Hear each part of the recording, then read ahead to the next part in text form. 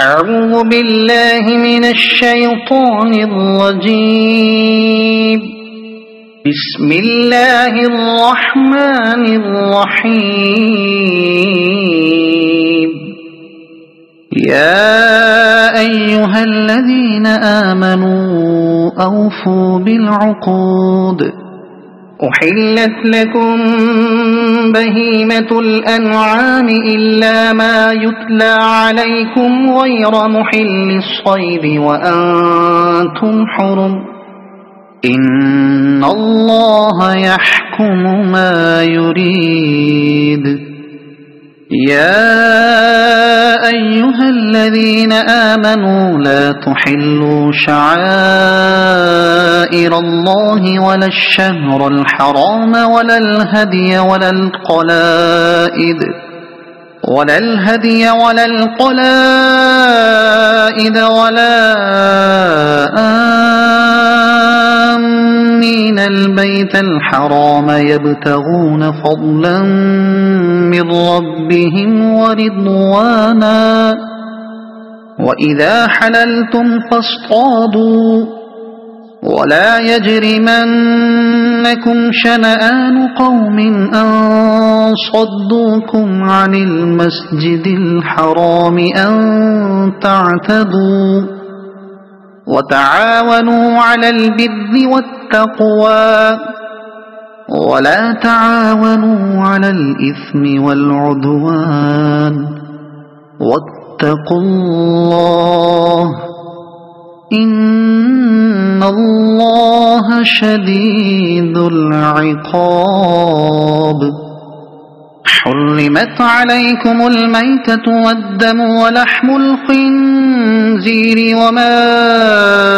أهل لغير الله به والمنخنقة والموقوذة والمتردية والنطيحة وما أكل السبع إلا ما ذكيتم وما ذبح على النصب وأن تستقسموا بالأزلام ذلكم فسق. اليوم يئس الذين كفروا من دينكم فلا تخشوهم واخشون. اليوم أكملت لكم دينكم وأتممت عليكم نعمتي ورضيت لكم الإسلام دينا. فمن اضطر في مخمصة غير متجانف لإثم فإن الله غفور رحيم.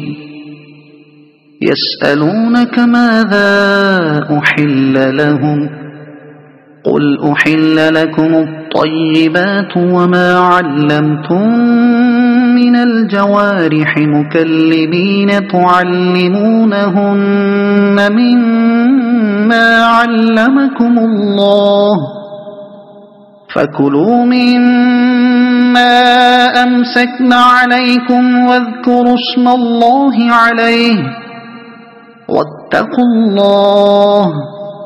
إن الله سريع الحساب. اليوم أحل لكم الطيبات وطعام الذين أوتوا الكتاب حل لكم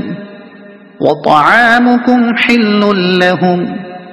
والمحصنات من المؤمنات والمحصنات من الذين أوتوا الكتاب من قبلكم إذا آتيتموهن أجورهن محصنين غير مسافحين ولا متخذي أخدان. ومن يكفر بالإيمان فقد حبط عمله وهو في الآخرة من الخاسرين. يا أيها الذين آمنوا إذا قمتم إلى الصلاة فاغسلوا وجوهكم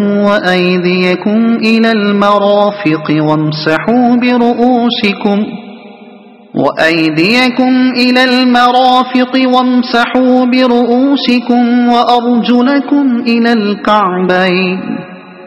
وإن كنتم جنبا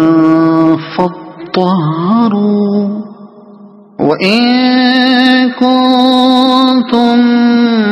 مرضى أو على سفر أو جاء أحد منكم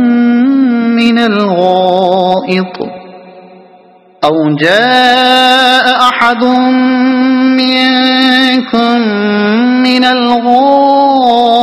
أو لامستم النساء فلم تجدوا ماء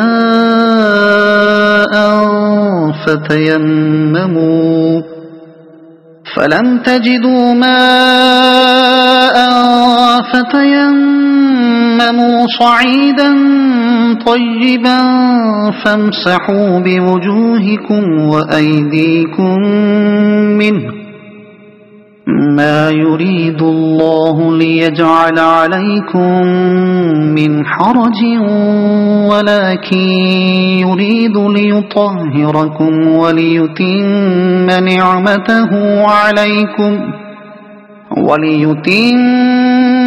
نعمته عليكم لعلكم تشكرون واذكروا نعمة الله عليكم وميثاقه الذي واثقكم به إذ قلتم سمعنا وأطعنا واتقوا الله إن الله عليم بذات الصدور يا أيها الذين آمنوا كونوا قوامين لله شهداء بالقسط ولا يجرمنكم شنآن قوم على ألا تعدلوا اعدلوا هو أقرب للتقوى واتقوا الله إن الله خبير بما تعملون وعد الله الذين آمنوا وعملوا الصالحات لهم مغفرة وأجر عظيم والذين كفروا وكذبوا بآياتنا أولئك أصحاب الجحيم يا أيها الذين آمنوا اذكروا نعمة الله عليكم إذ هم قوم أن يبسطوا إليكم أيديهم فكف أيديهم عنكم واتقوا الله وعلى الله فليتوكل المؤمنون ولقد أخذ الله ميثاق بني إسرائيل وبعثنا منهم 12 نقيبا وقال الله إني معكم لئن أقمتم الصلاة وآتيتم الزكاة وآمنتم برسلي وعزرتموهم وأقرضتم الله قرضا حسنا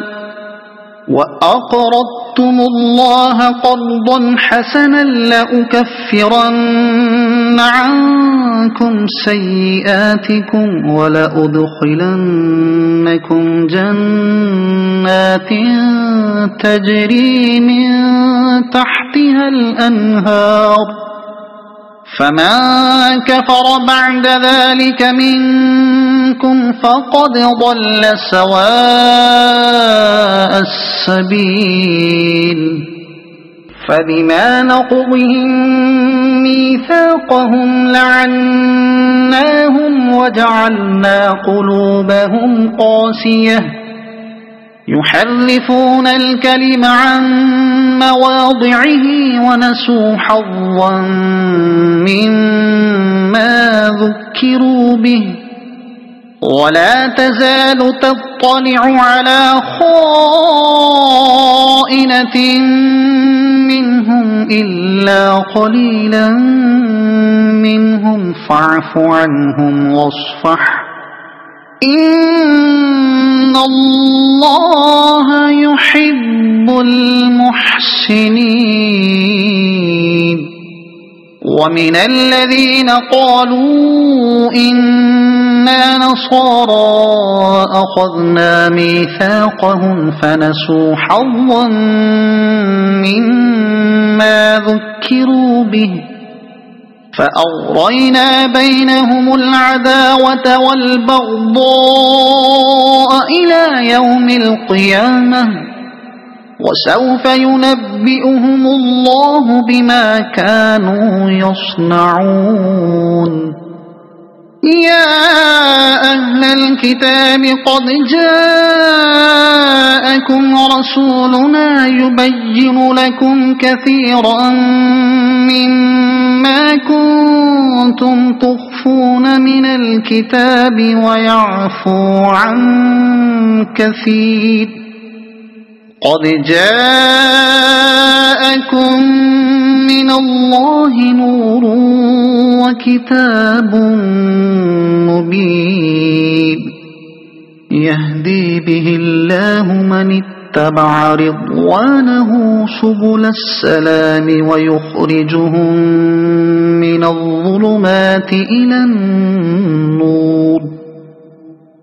الظلمات إلى النور بإذنه ويهديهم إلى صراط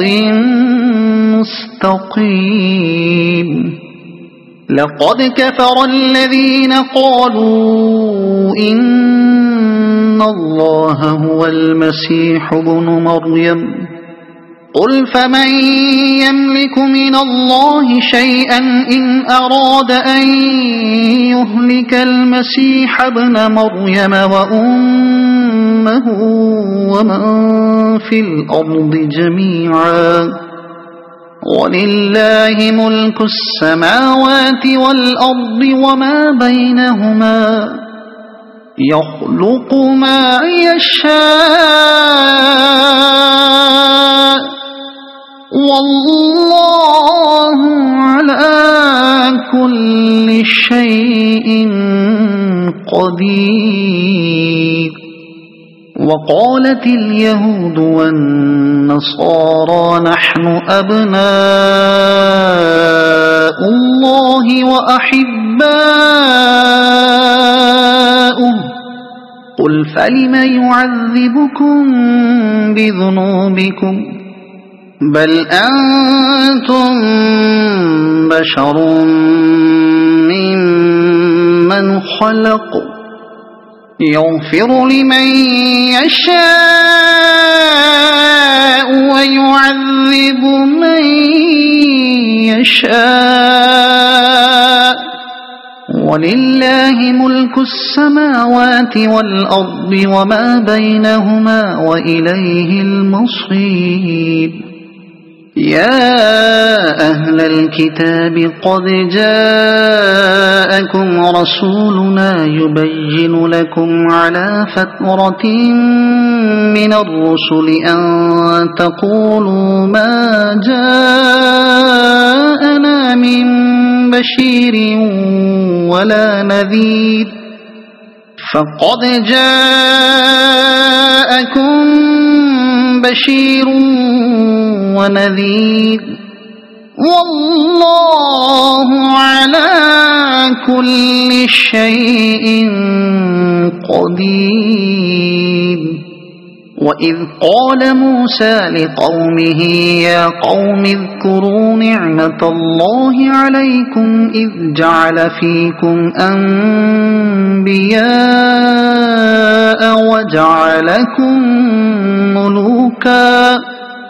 وآتاكم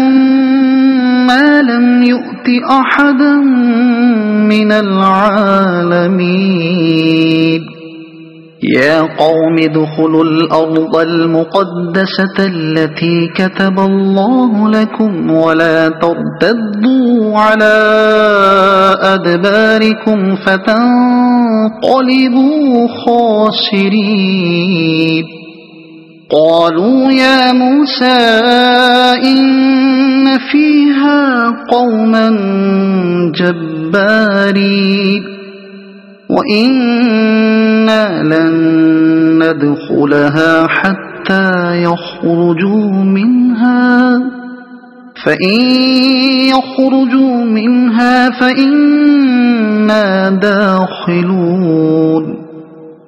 قال رجلان من الذين يخافون أنعم الله عليهم ادخلوا عليهم الباب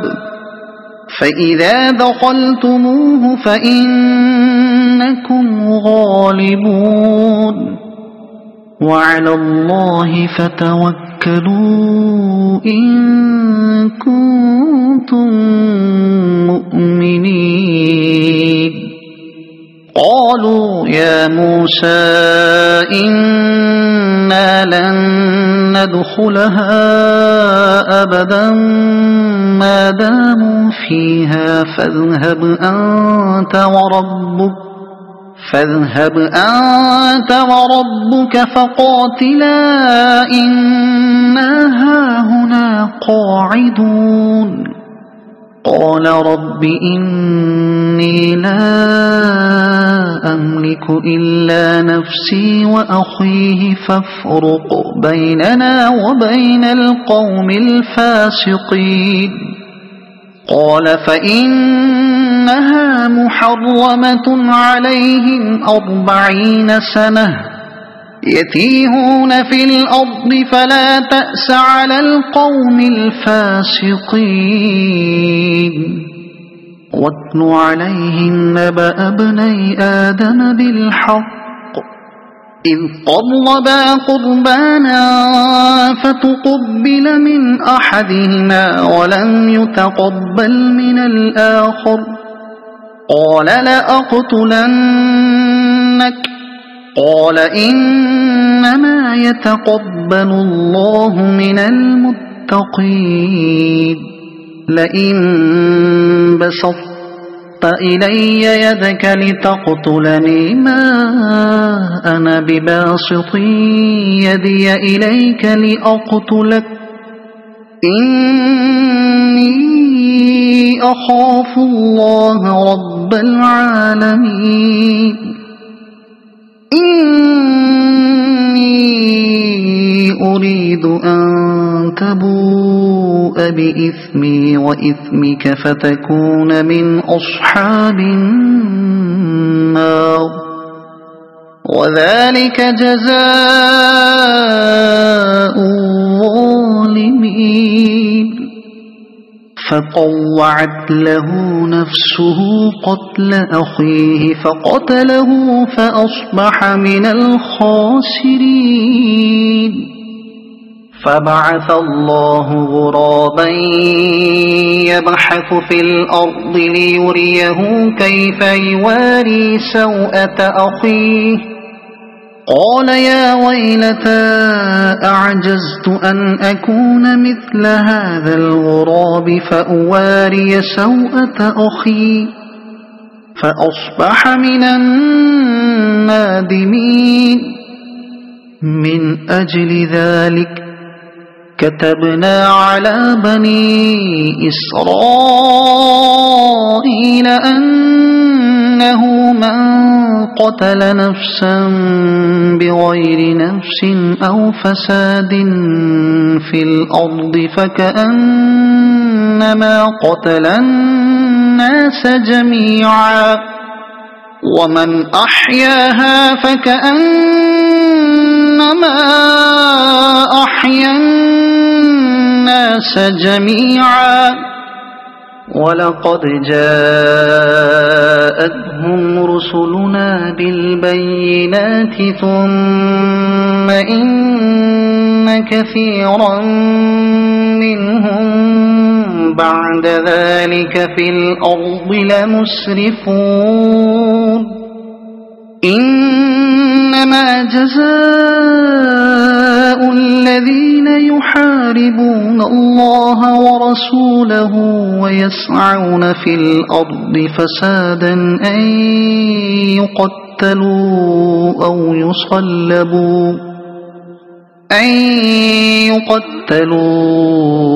يصلبوا أو تقطع أيديهم وأرجلهم من خلاف أو ينفوا من الأرض ذلك لهم خزي في الدنيا ولهم في الآخرة عذاب عظيم إلا الذين تابوا من قبل أن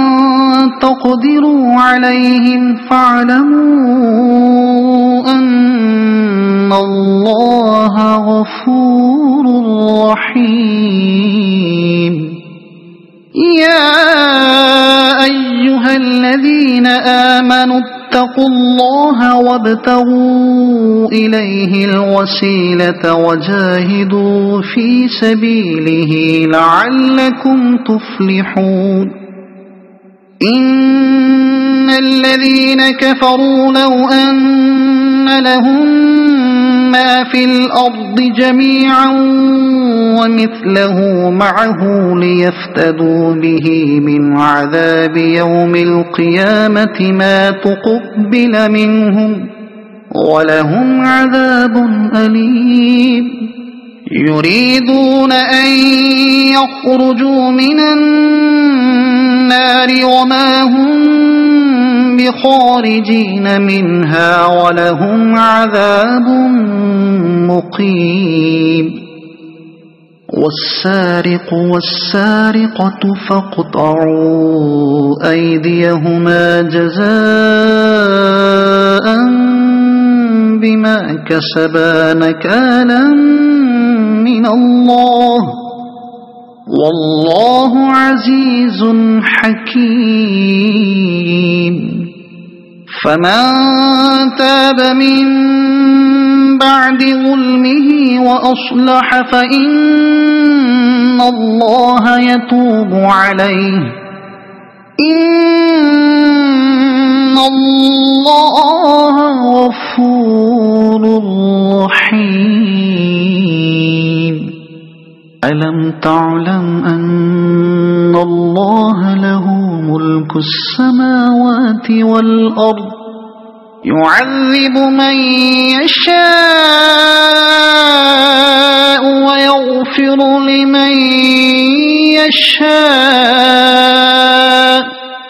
والله على كل شيء قدير يا أيها الرسول لا يحزنك الذين يسارعون في الكفر من الذين قالوا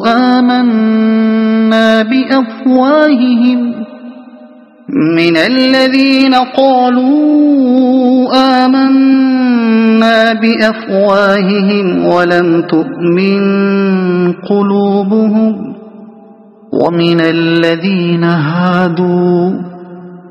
سماعون للكذب سماعون لقوم آخرين لم يأتوك يحرفون الكلم من بعد مواضعه يقولون إن أوتيتم هذا فخذوه وإن لم تؤتوه فاحذروا ومن يرد الله فتنته فلن تملك له من الله شيئا أولئك الذين لم يرد الله أن يطهر قلوبهم لهم في الدنيا خزي ولهم في الآخرة عذاب عظيم سماعون للكذب أكالون للسحت فإن جاءوك فاحكم بينهم أو أعرض عنهم وإن تعرض عنهم فلن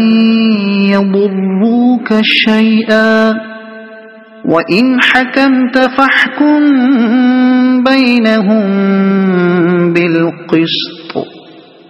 إن الله يحب المقسطين وكيف يحكمونك وعندهم التوراة فيها حكم الله ثم يتولون من بعد ذلك وما أولئك بالمؤمنين إنا أنزلنا التوراة فيها هدى ونور يحكم بها النبيون الذين أسلموا للذين هادوا والربانيون والأحبار بما استحفظوا من كتاب الله وكانوا عليه شهداء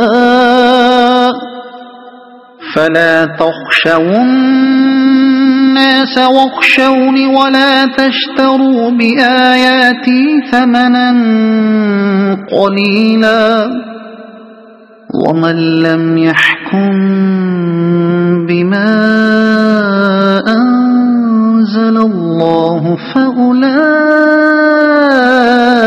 هم الكافرون وكتبنا عليهم فيها أن النفس بالنفس والعين بالعين والأنف بالأنف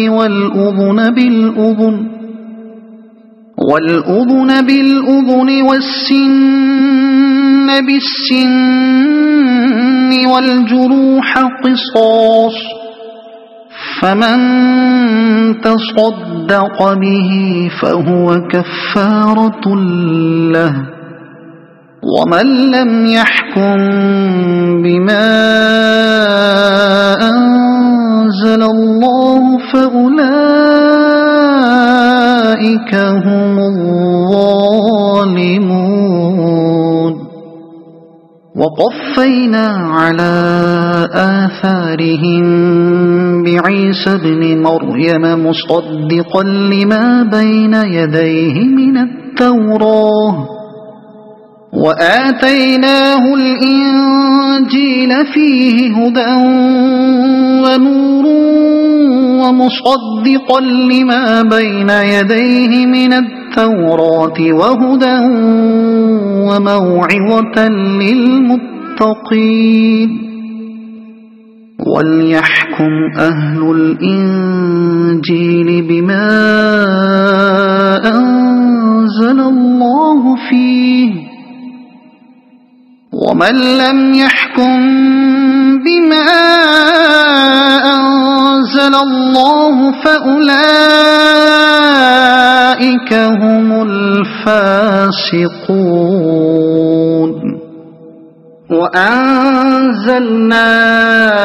إليك الكتاب بالحق مصدقا لما بين يديه من الكتاب ومهيمنا عليه فاحكم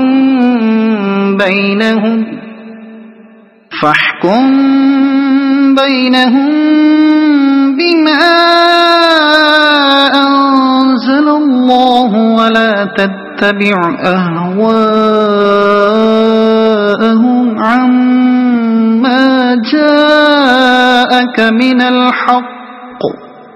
لكل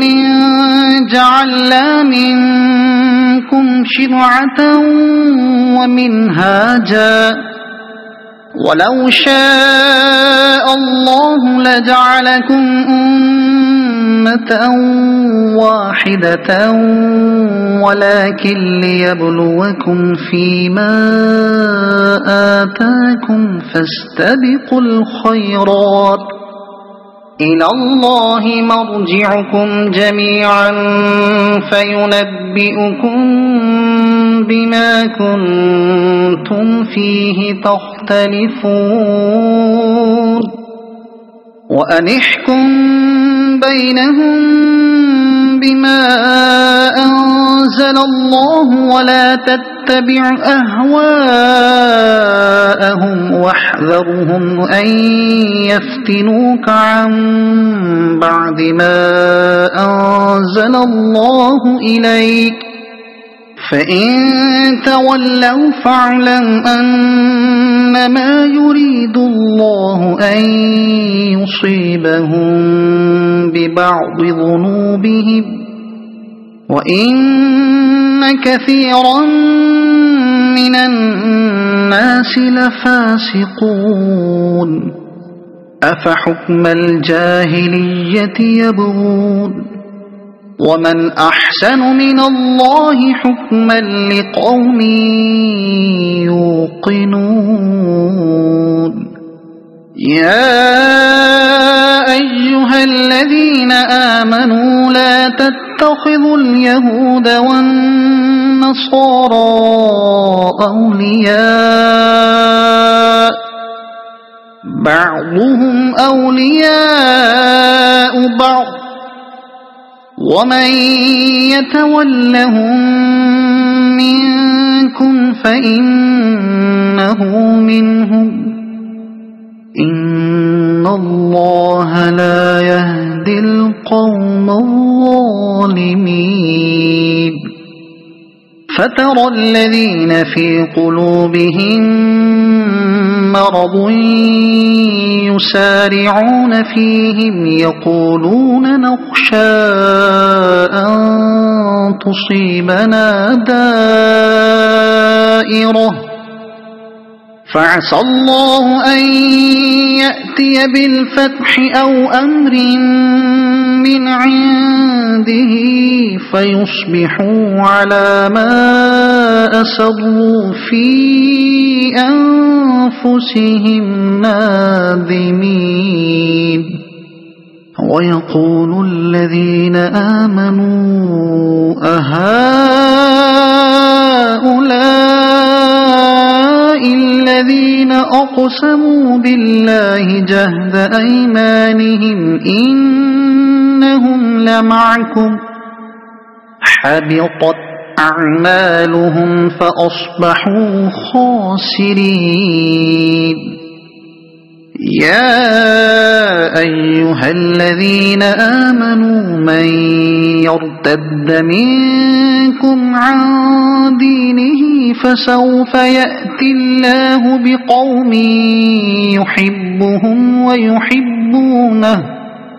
يحبهم ويحبونه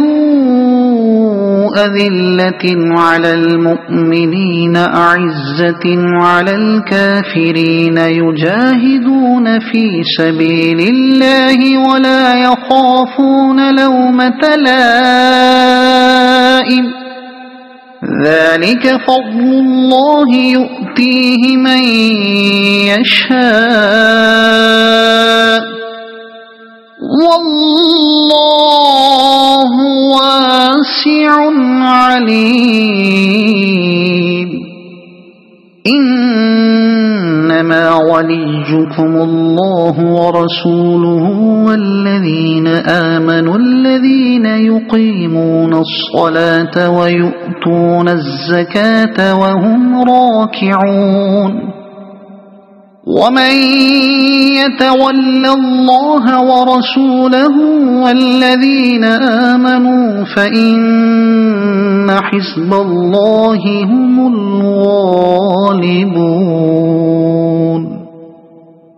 يا أيها الذين آمنوا لا تتخذوا الذين اتخذوا دينكم هزوا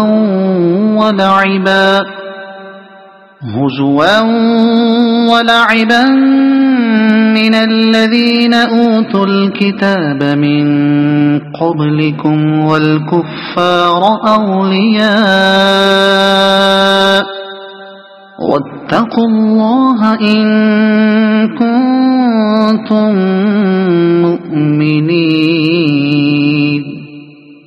وإذا ناديتم إلى الصلاة اتخذوها هزوا ولعبا ذلك بأنهم قوم لا يعقلون قل يا أهل الكتاب هل تنقمون منا إلا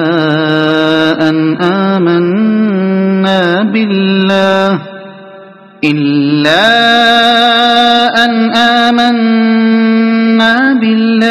وما أنزل إلينا وما أنزل من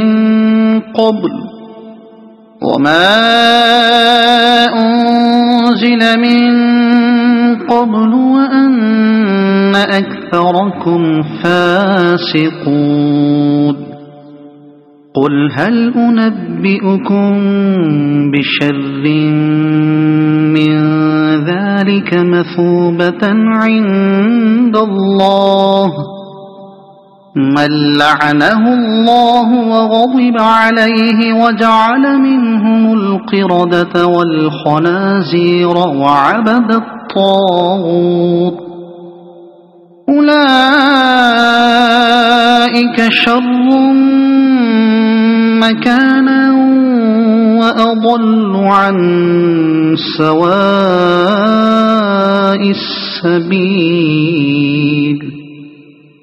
وإذا جاءوكم قالوا آمنا وقد دخلوا بالكفر وهم قد خرجوا به والله أعلم بما كانوا يكتمون وترى كثيرا منهم يسارعون في الإثم والعدوان وأكلهم السحت لبئس ما كانوا يعملون لولا ينهاهم الربانيون والأحبار عن قولهم الإثم وأكلهم السحت لبئس ما كانوا يصنعون وقالت اليهود يد الله مغلولة غلت أيديهم ولعنوا بما قالوا بل يداه مبسوطتان ينفق كيف يشاء وليزيدن كثيرا منهم ما أنزل إليك من ربك طغيانا وكفرا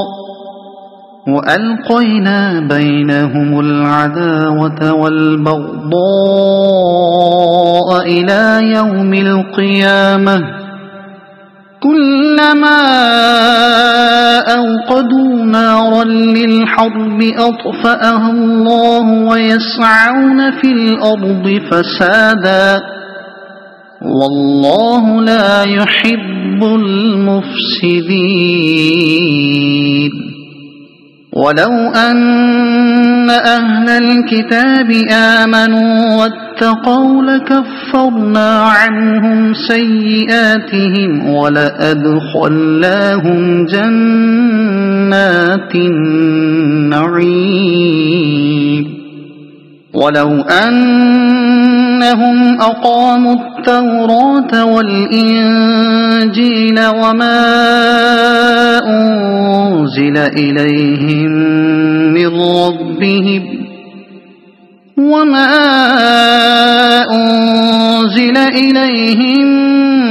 من ربهم لأكلوا من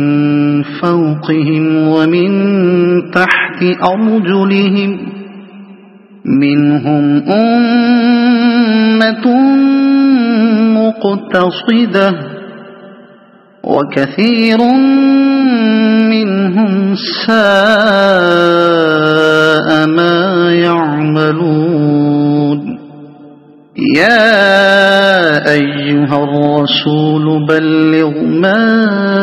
أنزل إليك من ربك وإن لم تفعل فما بلغت رسالته والله يعصمك من الناس إن الله لا يهدي القوم الكافرين قل يا أهل الكتاب لستم على شيء حتى تقيموا التوراة والإنجيل وما أنزل إليكم من ربكم ولا يزيدن كثيرا منهم ما أنزل إليك من ربك طغيانا وكفرا فلا تأس على القوم الكافرين إن الذين آمنوا والذين هادوا والصابئون والنصارى من آمن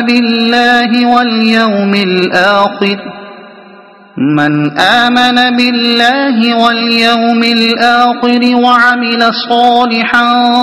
فلا خوف عليهم ولا هم يحزنون لقد أخذنا ميثاق بني إسرائيل وأرسلنا إليهم رسلا كلما جاءهم رسول بما لا تهوى أنفسهم فريقا كذبوا وفريقا يقتلون وحسبوا ألا تكون فتنة فعموا وصموا ثم تاب الله عليهم ثم عموا وصموا كثير منهم والله بصير بما يعملون لقد كفر الذين قالوا إن الله هو المسيح ابن مريم وقال المسيح يا بني إسرائيل اعبدوا الله ربي وربكم إنه من يشرك بالله فقد حرم الله عليه الجنة ومأواه النار وما للظالمين من أنصار لقد كفر الذين قالوا إن الله ثالث ثلاثة وما من إله إلا إله واحد وإن لم ينتهوا عما يقولون ليمسن الذين كفروا منهم عذاب أليم أفلا يتوبون إلى الله ويستغفرونه والله غفور رحيم ما المسيح ابن مريم إلا رسول قد خلت من قبله الرسل وأمه صديقة كانا يأكلان الطعام انظر كيف نبين لهم الآيات ثم انظر أنى يؤفكون قل أتعبدون من دون الله ما لا يملك لكم ضرا ولا نفعا والله هو السميع العليم قل يا أهل الكتاب لا تغلوا في دينكم غير الحق ولا تتبعوا أهواء قوم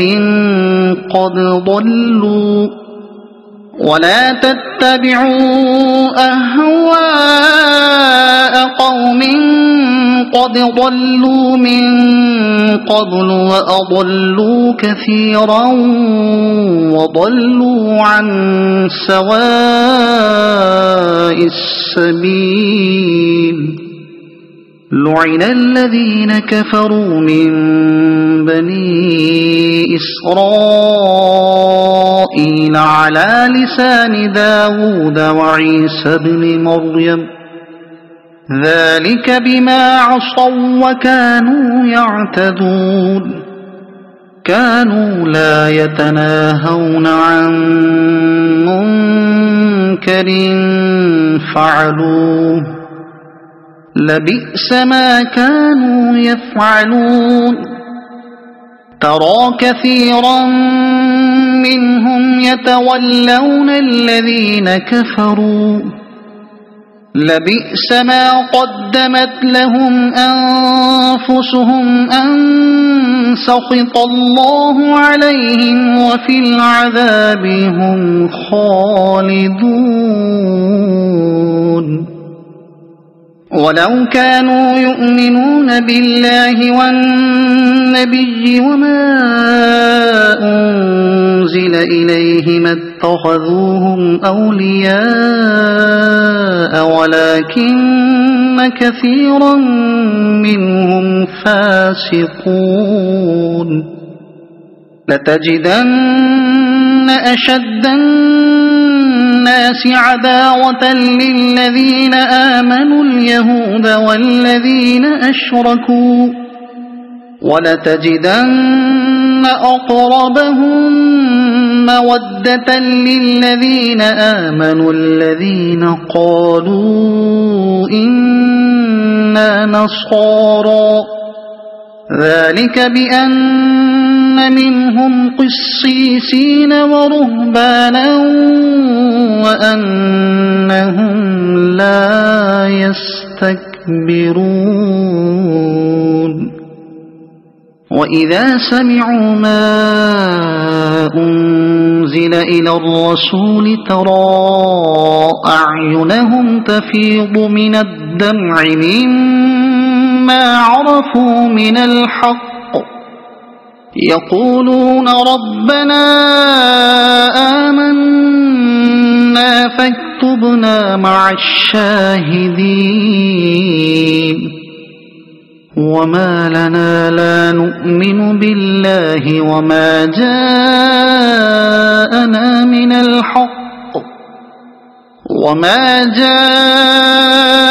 من الحق ونطمع أن يدخلنا ربنا مع القوم الصالحين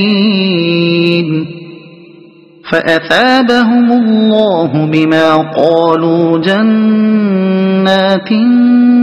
تجري من تحتها الأنهار خالدين فيها وذلك جزاء المحسنين والذين كفروا وكذبوا بآياتنا أولئك أصحاب الجحيم يا أيها الذين آمنوا لا تحرموا طيبات ما أحل الله لكم ولا تعتدوا إن الله لا يحب المعتدين وكلوا مما رزقكم الله حلالا طيبا واتقوا الله الذي أنتم به مؤمنون لا يؤاخذكم الله باللغو في أيمانكم ولكن يؤاخذكم بما عقدتم الأيمان فكفارته إطعام 10 مساكين من أوسط ما تطعمون أهليكم أو كسوتهم أو تحرير رقبة فمن لم يجد فصيام 3 أيام ذلك كفارة أيمانكم إذا حلفتم واحفظوا أيمانكم كذلك يبين الله لكم آياته لعلكم تشكرون يا أيها الذين آمنوا إنما الخمر والميسر والأنصاب والأزلام رجس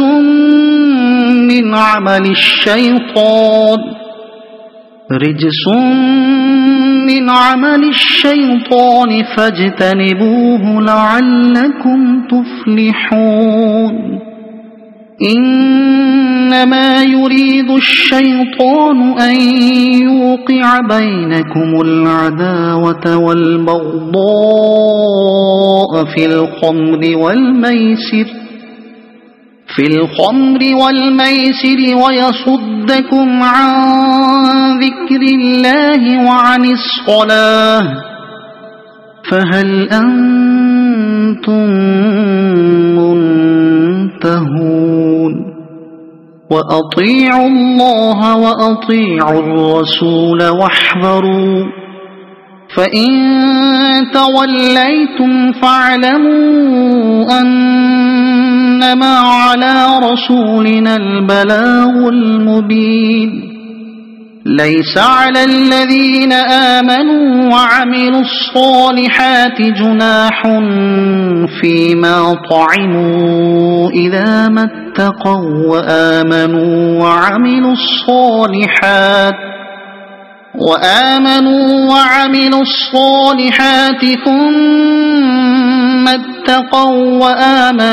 ثم اتقوا وأحسنوا والله يحب المحسنين يا أيها الذين آمنوا ليبلونكم الله بشيء من الصيد تناله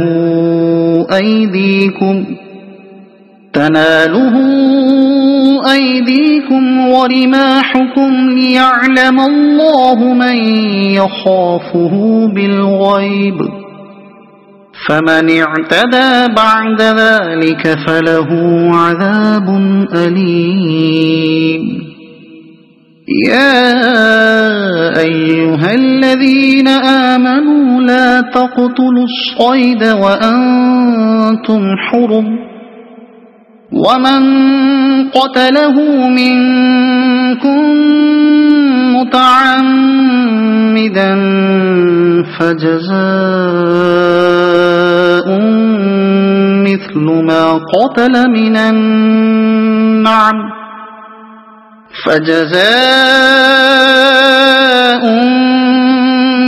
ما قتل من النعم يحكم به ذوى عدل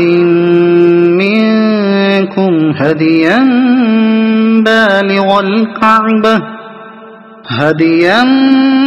بالغ الكعبة أو كفارة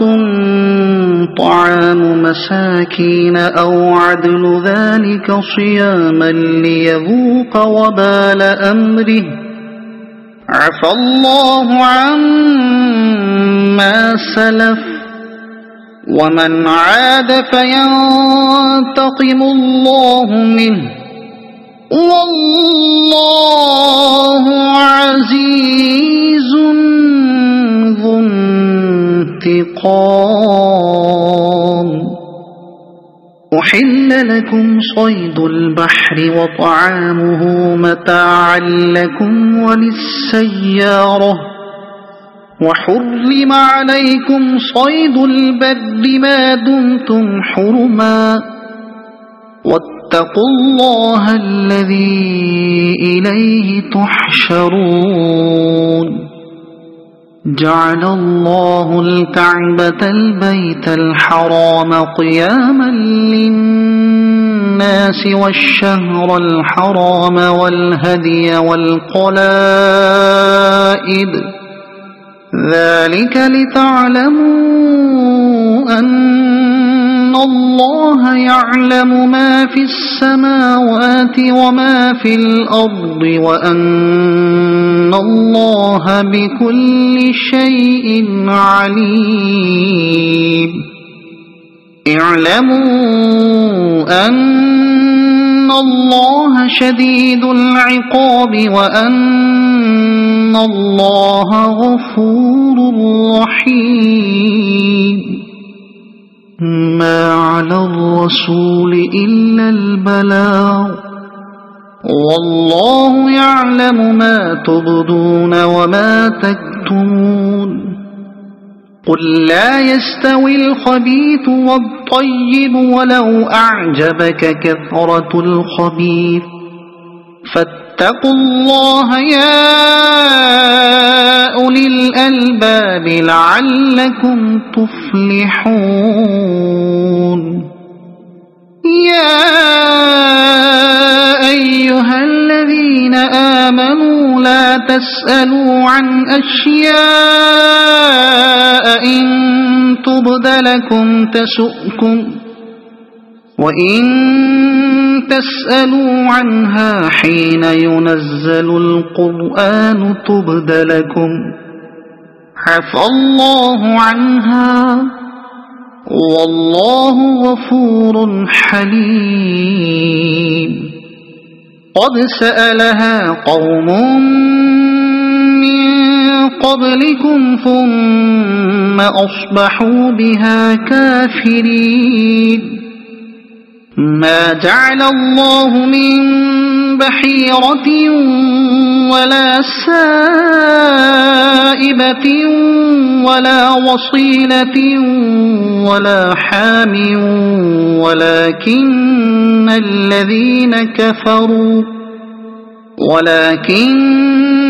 الذين كفروا يفترون على الله الكذب وأكثرهم لا يعقلون. وإذا قيل لهم تعالوا إلى ما أنزل الله وإلى الرسول قالوا حسبنا ما وجدنا عليه آباءنا أولو كان آباؤهم لا يعلمون شيئا ولا يهتدون. يا أيها الذين آمنوا عليكم أنفسكم لا يضركم من ضل إذا اهتديتم إلى الله مرجعكم جميعا فينبئكم بما كنتم تعملون. يا أيها الذين آمنوا شهادة بينكم إذا حضر أحدكم الموت حين الوصية اثنان ذوا عدل منكم منكم ذوى عدل منكم أو آخران من غيركم إن أنتم ضربتم في الأرض فأصابتكم مصيبة الموت تحبسونهما من بعد الصلاة فيقسمان بالله إن ارتبتم لا نشتري به ثمنا ولو كان ذا قربى ولا نكتم شهادة الله إنا إذا لمن الآثمين فإن عثر على أنهما استحقا إثما فآخران يقومان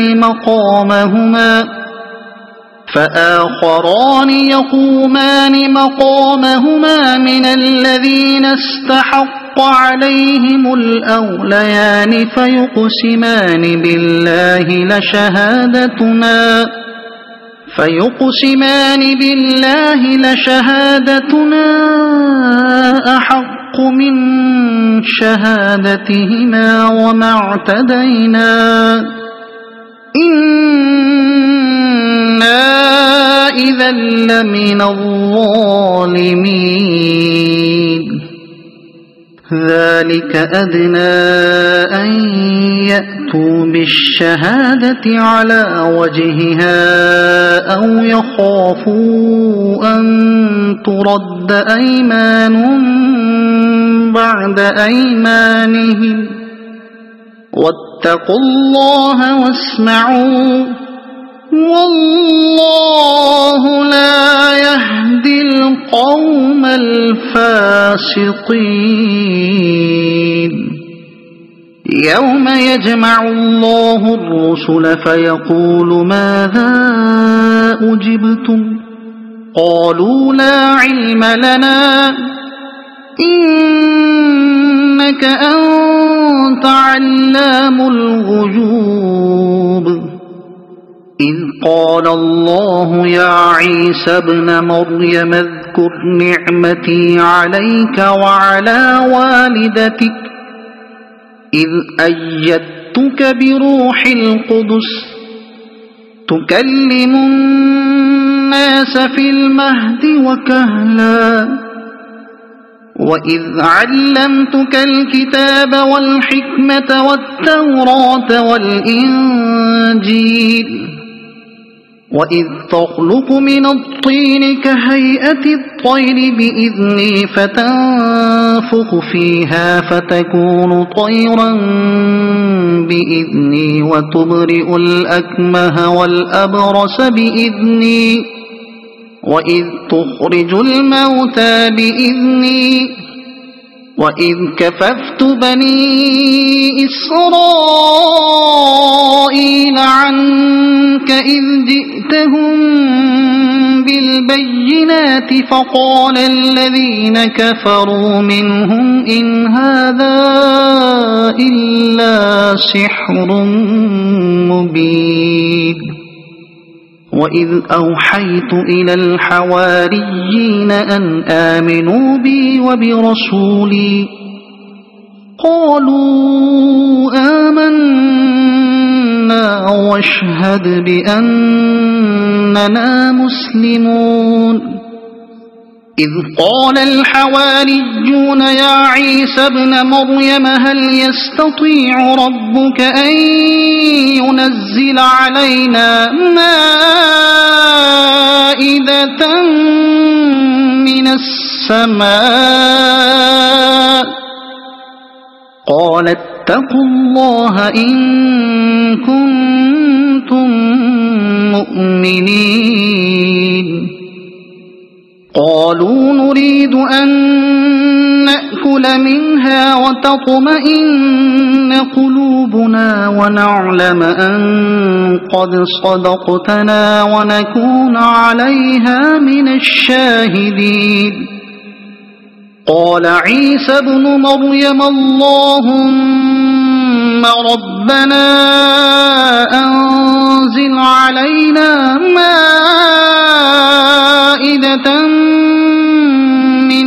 السماء مائدة من السماء تكون لنا عيدا لأولنا وآخرنا وآية منك وارزقنا وأنت خير الرازقين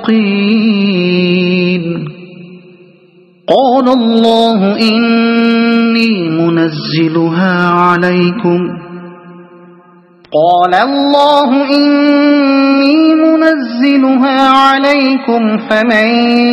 يكفر بعد منكم فإني أعذبه عذابا لا أعذبه أحدا من العالمين وإذ قال الله يا عيسى ابن مريم أأنت قلت للناس اتخذوني وأمي إلهين من دون الله قال سبحانك ما يكون لي أن أقول ما ليس لي بحق إن كنت قلته فقد علمته تعلم ما في نفسي ولا أعلم ما في نفسك إنك أنت علام الغيوب ما قلت لهم إلا ما أمرتني به أن اعبدوا الله ربي وربكم وكنت عليهم شهيدا ما دمت فيهم فلما توفيتني كنت أنت الرقيب عليهم وأنت على كل شيء شهيد إن تعذبهم فإنهم عبادك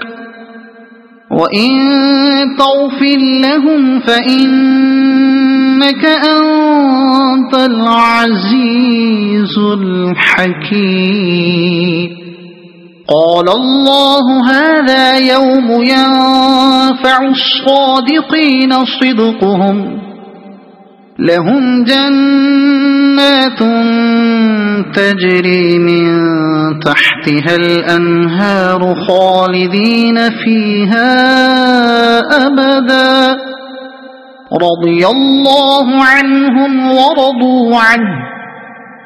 ذلك الفوز العظيم لله ملك السماوات والأرض وما فيهن وهو على كل شيء قدير صدق الله